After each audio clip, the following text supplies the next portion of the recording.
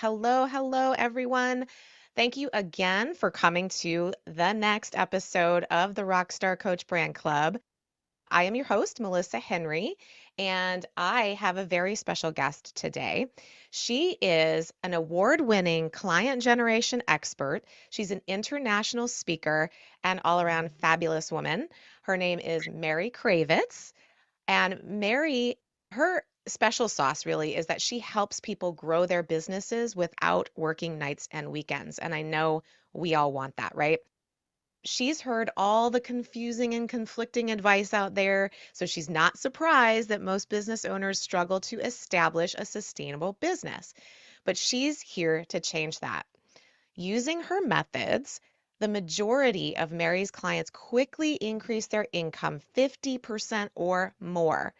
And her clients range from the former CFO of Microsoft to coaches in their first few years of business to thought leaders in a variety of service professions. So without further ado, let's welcome Mary Cravets to the Rockstar Coach Brand Club. Hi, Mary. Hi, Melissa. Thank you so much for having me. I'm so glad you started this. Yes, it's so much fun. And I want to quickly just shout out, we've got a lot of people in the room today. So if you are watching on the live stream on Facebook or LinkedIn, you should be here with us because we're going to actually get your questions answered throughout this conversation. So Cass is going to pop in the chat the link to get in here. So if there's still time. So grab that link and then come on in. And I want to just shout out a few people here. I see Carolyn. Carolyn is a really good friend of mine. She's also a client of mine, and she is an amazing sales funnel producer, creator. So she's going to have a lot to comment on during this show too. Christina LaRocco is here. Hi, Christina. Jackie Frank is here. Hi, Jackie. Jody Davis is amazing. She is helping me with a project right now. Amazing VA. You guys should get in contact with her. And by the way, if you guys are here, you can connect with each other in the chat. Please do so. Exchange your information. Make this a networking event too, where you actually walk away with some connections and get on some calls together. Laden's here. Hi, Laden. Pamela. I already said Sajad's here. Susie Taylor. Great. So let's get started. Mary, I want to ask you to give us just a little backstory about why you do what you do for coaches. I do what I do for coaches because okay, this is not going to be like the answer that a lot of people expect, but I'm working right now with a coach and she gave me permission to have my vision, which sounds really weird, but I am not this vision person like, oh, I'm going to save the world. And I mean, yes, that's all like deep in my DNA, but I have to make money. It's a constraint. I don't have the luxury to not. And so I looked around. My passion in my life is my family. That's it. My family and traveling. It's like, if I could do those two things and I didn't have to work, I wouldn't do it. And I'd always feel guilty about it, by the way. Okay, I know I'm going like a little tangential, but this is just a recent realization and permission I've given myself. And I'm hoping maybe someone else might be helped by it. Mm-hmm. So my constraint for my business vision is I have to make money. And so if something doesn't interest me or it's not making a difference, I'm not going to do it. So there's some more constraints, my values. And so putting all these constraints together, I was like, okay, I want to make a difference. I want to have freedom. I need variety. Those are my top 3 values. So within all those constraints and guidelines, I work with coaches because they are the impact makers. And so if I want to make an impact them, and there's a bigger impact. I'm like, okay, that's interesting. Good people, smart people. It's like the most interesting people to work with. And then the thing that I know for sure is that the way I work with people and with my clients, it works best for coaches. The model works best for coaches. So doing right, doing good, it's interesting to me. I make good money while contributing to the prosperity of others. It's like, okay, this is where I'm going to that's where I'm going to plant my flag. I love that. I love that. And I agree. I mean, I think that when you help people who help others, it's like that sort of, I don't know, exponential impact that you can have. So totally with you on that 100%. In fact, I would say that's part of my why too. So what I want to kind of dive into right now, we know that like many of the people who are listening right now have been in business a while, and maybe some of them haven't actually reached the level of business that they really desire. And that doesn't mean it has to be the $1 million, 7+ figure business. Sometimes Yeah. it's really just a matter of getting to that level where you just feel good and feel like you are, you're making the impact and you're making that money that you're talking about, right?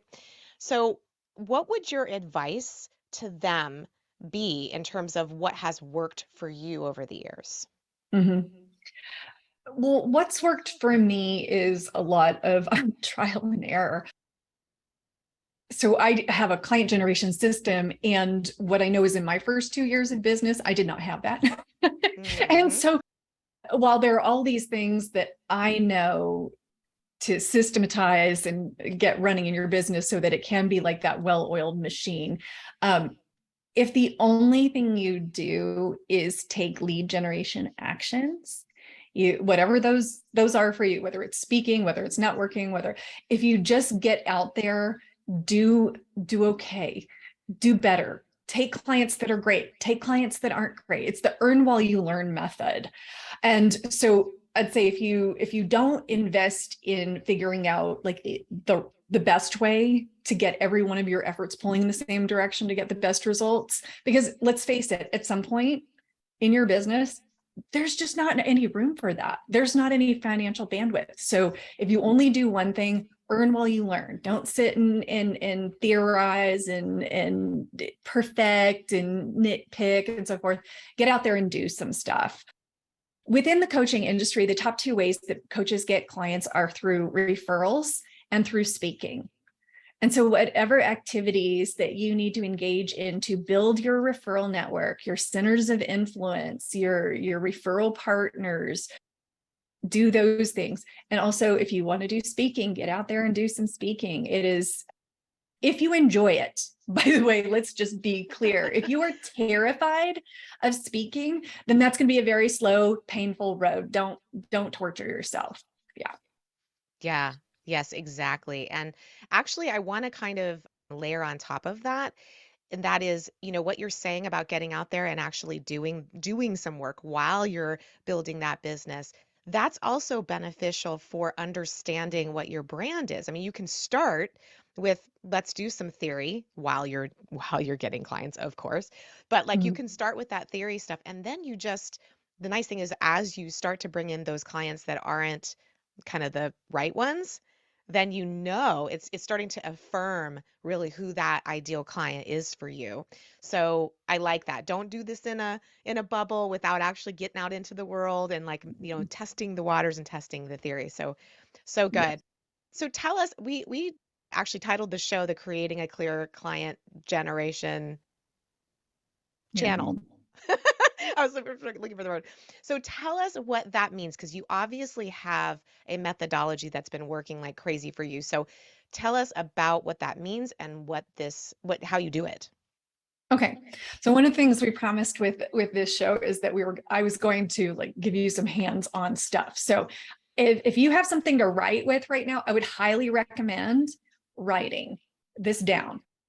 So I'm going to tell you the method, but not just like lecturing at you. I'm going to actually walk you through a very simple assessment, because the thing is that client generation is a little bit of my own brainchild. It's bringing together a lot of pieces that people generally treat as separate, like their pricing strategy and their sales conversation and their ideal client. Like people will take classes on all these things, but they never pull them all together. So you may be sitting there going, okay, client generation, haven't heard of that. That's okay. You have some of this stuff dialed in. The problem is you also have some things that need your attention. And in a busy business, it's hard to like go, now what part of this system is not pulling its weight? So right now I really want to serve you by helping you identify what needs your attention. So I'm going to start at the top. So the first thing that most coaches have no problem with, you will probably give yourself a 10 out of 10 on this, is values and vision. Values and vision. So that's the first thing. When you have your values and vision really dialed in, then you are clear. You have this sense of conviction. It's like, I know I'm having a bad day. I know I just got 3 no's in a row, but guess what? I'm here for this bigger purpose. So I'm going to keep going. So on a scale of 1 to 10, where 1 is low and 10 is high, rate how you feel about your values and vision. How do you have that dialed in? So that's number 1. And I'm going to go through these quickly for the purposes of time because there's 6. Okay, so second thing is pricing and packaging. Is your pricing and packaging clearly defined? Is it serving your ideal client? Is it generous to yourself and compensating yourself properly? That's number 2. Number 3 is ideal client clarity. Are you clear about who your ideal client is, what they're thinking? Okay, there's 3 things. This with who are they, what are they thinking, and where can you find them? You need all 3. On a scale of 1 to 10, how clear are you? Number 4 is messaging. Messaging takes everything you know about your ideal client and translates it into words. So when someone asks you that question, what do? You don't like shrink up and freak out and go, oh my God, I have 30 seconds to do everything. So the magnetic messaging, you make your messaging magnetic when you can communicate the value of what you do quickly from the perspective of your ideal client. What is valuable to them? Valuable enough that they would ask you to tell them more and potentially invest. So scale of 1 to 10, messaging. Number 4 is lead generation. This is that 100% controllable activity checklist. What actions do you do on a monthly basis that consistently bring in new leads month after month after month, so you can stop wondering and worrying about where your next client is coming from? 1 to 10, how clearly defined is that for you? Do you have that? And the last piece is sales and enrollment. Do you have a method by which you will convert these leads that you've aligned all your activities to get? 1 to 10. Are you able to close the sale, ask to be paid what you're worth? All those good things. Scale of 1 to 10. So what I hope you see when you look at all of this is that you may have some 10s. Don't lose track of the 10s or the 9s or the 8s, because a lot of times when we are improving some areas, the places that are working we can lose focus on. So don't lose focus on those, and then start chipping away at the places that are needed. Now, I have this visual of these gears, and each of these elements is a gear. And so it's a great visual of all of them working together. But when one of them is underperforming, the whole machine slows down. Yes, 100%. Did you guys get all of that? What, like, is there like if we go through and add all that up, like, do we get some kind of range of like, No, those quizzes where you go, no, oh, I'm no, a it's not. 72 or whatever. No, it's not so much additive as like just looking at which areas need your attention. Okay. One of the things business owners, when we get busy, is we don't evaluate.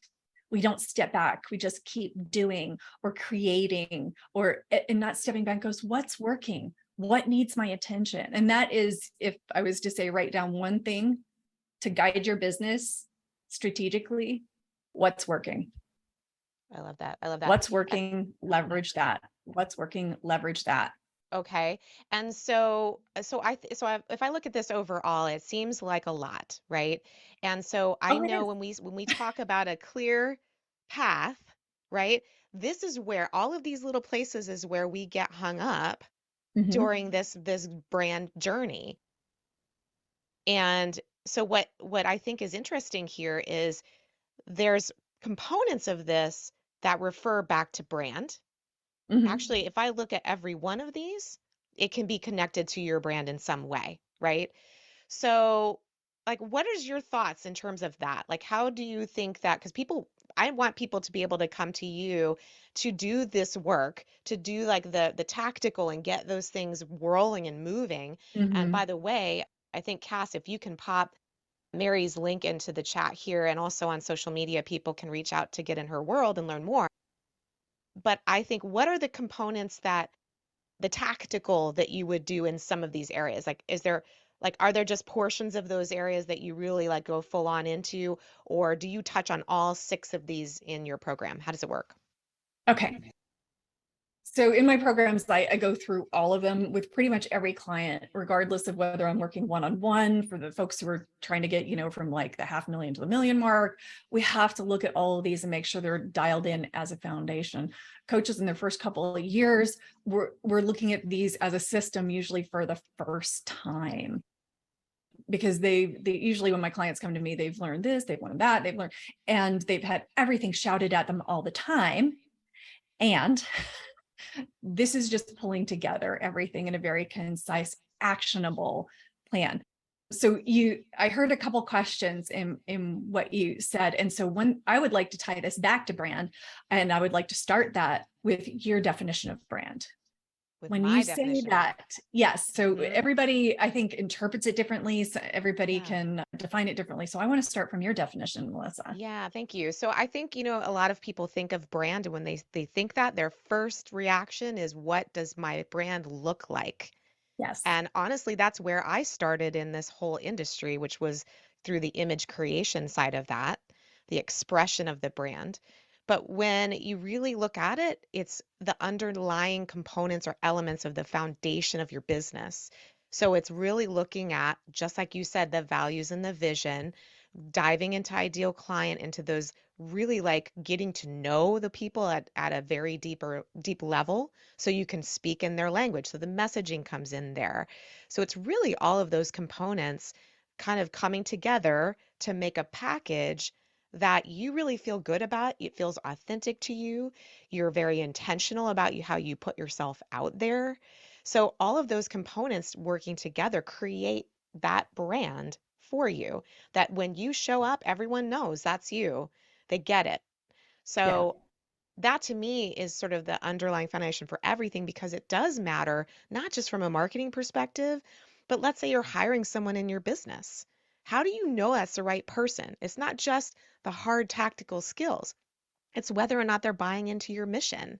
It's whether or not they feel the same way about certain things, like their values kind of mesh or align with yours. So Yeah. this work is way bigger than just creating your logo or having some beautiful Yes. photos. So much deeper than that. And so one of the things I 100% all of that, like understanding that is critical. And for the place where, like, so we've got a lot of good overlap in the work Mhm. we do, and the place where I dive really deep, because I know it's the next step once you know what you're about, is like, how do you get those clients? Yeah. And that's the lead generation. That's step Yes. number 5. Because I will tell you, people will willingly step into their vision. They will do a lot of thinking. They will explore the ideal client. I see people stay in that phase too long, way too long. Mhm. Yep. Because the fact is, if you don't get out there and start talking to people, start speaking for people, start networking in a way that makes sense. Now, let me be very clear. This is not about, hi, me all the time. That's not lead generation. That's annoying. Okay. What it's about understanding, like, what are the activities that you feel authentic? I mean, I know that's overused, but like, seriously, like, you show up and you don't feel like, oh my God, I'm just pushing coaching. Nobody wants to hear about it. It's like, you have to be, okay. So maybe the best way to describe it is, coaches work generally from an inside out perspective. Is that right? Mhm. That's like inside out. We're going to make an inside change so that your exterior situation, everything can change out here. There's a lot of that going on. I do it the opposite. Okay. So I do an outside in. So especially with lead generation, it's a great example, because a lot of times people get caught up in the, what do I say? How do I do it? And so forth. And so we work all that out. And what we do is, like, I want to define your actions so clearly and have them be so simple for you to execute, that you don't really think about it. It's not about a matter of confidence or not confidence. It's just so simple. You just go do these things. You're like, well, of course I'd go talk to people. I like these people. Fantastic. Okay, here are Mhm. some questions you can ask them. Great. I love asking questions. It's way better than promoting me. And and just, okay, so I'm going a little bit all over the place because I could talk for 3 hours about this. But the point is, You want to make your lead generation so simple, so obvious, so authentic, so bite-sized and specific that confidence isn't the ruling factor. You just start taking the steps. You start taking the steps, and then your results start to follow, and the confidence follows along as a result. And that's the outside in approach, just helping you get into action in seriously simple, joyful ways that attract your ideal clients. I love that. And you know what I'd love to see, if we could take a pause here, and those of you that are in the room with us, why don't you put into the chat here some of the areas, like if there's just one of those 6 areas that you feel you could use a little bit more work, and we'll call you out if you're up for it. This is no pressure, you guys. But what I would really love to do is actually see if Mary can give you just a little bit of advice on one area that you feel that you've been lacking. So Sajad says 2 and 5. So which of those two, you can come off of mute, Sajad, if you want to just, just ask a specific question. Because number 2 is pricing and packaging, and number 5 is lead gen. Yeah. No, okay, I'm gonna do number 5. Number 2, I'm fine with. It's just every time you go up levels, you have to be more and more confident. Yeah. I need to be charging more money. My clients say I'm worth 4 times the price I'm charging, and I'm not charging 4 times the price. Mm-hmm. But I need to connect with Suzanne about talking to Todd, the financial guy, who can finance the people, because that's half the people can't afford me. So, but number 8, here's my question, Mary. Mary, I agree with everything you said. Just so you know. I love that. We always love that, don't we? Actually, I love it when people don't agree too. That's a great conversation. That's what I'm no going to kidding. do next. No, that's what I'm about to do next. Nice. So that was just a little social work cushioning there. Okay. Here's a quickly a few thoughts on number 8 or number 5, lead gen. So I'm on Instagram, Facebook, YouTube, TikTok, LinkedIn when they're not throwing me off, presentations, podcasts, networking groups, and I have my own networking group and community. So I got those things going. And then, but there's this conversation about funnels and follow-up. And here's my 3 thoughts. I want to hear what you think. I don't believe in follow-up. I don't do follow-up. I send an email every 2 months. I don't think about people that I met with if they didn't hire me. I don't nurture relationships. I believe that's energy in the past. There's a quote I heard last week. Depression is when you're living in the past. Anxiety is when you're living in the future.